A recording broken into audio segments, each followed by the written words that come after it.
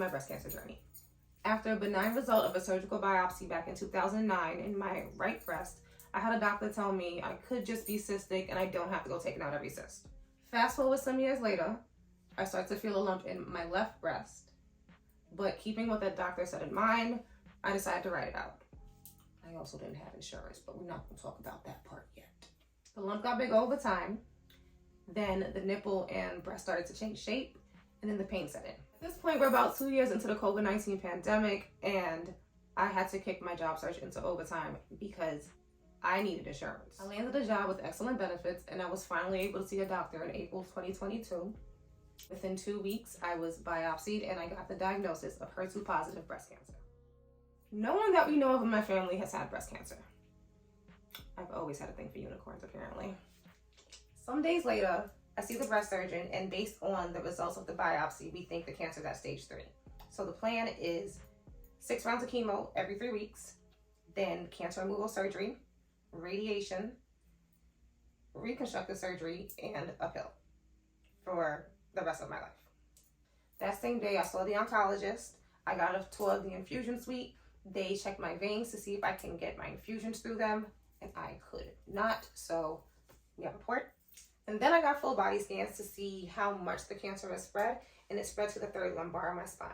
I also did a little bit of IVF, but never completed it, and that's honestly a story for another video. The next appointment was with interventional radiology, and that was to get the port put in and to biopsy the spinal area to confirm that it was the same cancer that spread. Newsflash, it was the same cancer. So I'm at stage 4. At stage 4, the plan changes. Surgery is no longer medically necessary, which was a bummer because I was looking forward to new boobs and heart-shaped nipples.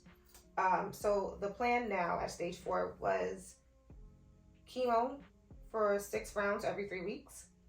And then I do antibody infusions every 3 weeks and a daily pill. And that's just my treatment for the rest of my life.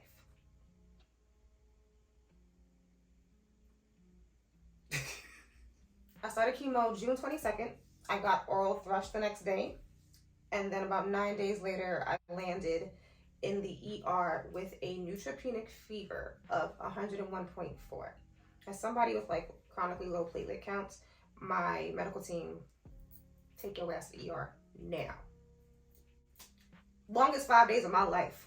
But I saw my homie from junior high, and it was just like the best thing ever. Shout out to you, Nurse Melissa. 2 days after being discharged, I had my bestie cut down my hair because it was already falling out while I was in the hospital. And then maybe a week after that, I had my partner buzz it all the way down. I couldn't pass my short Caesar thing. I genuinely don't know what the haircut's called. I couldn't pass my hands in my hair without seeing hair in my hands. Chemo kicked my ass. But I made it. It also left me with a lot of non-infectious lymphedema that I'd have to pay for out of pocket to treat. Going through this experience made me realize I wasn't living life the way I wanted to or the way I should have been. The news I got on May 9th was more than a diagnosis. It was a rebirth. Chemo was the cocoon, and now I'm a little butterfly. A little disabled butterfly, still trying to learn how to fly and maneuver life as a person who now has cancer. But my cancerversary season is like my birthday. It's from the end of May all the way to the end of June. I have a party, take a trip with my besties. Do that. I do everything I want. YOLO. That's pretty much what you can expect to see here on Life with Avamarie.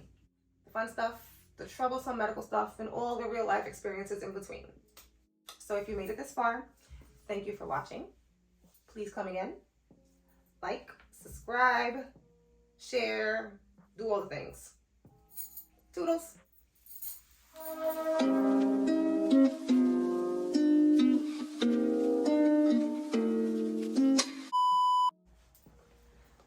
have a denim pouch.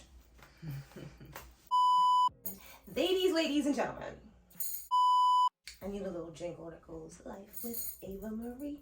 I just want this fucking be done. What is this hand thing? I'm about to do this. It's the dance you do when you finally get it right. I'm trying to flip it. Yay. Okay. Let's go to movies.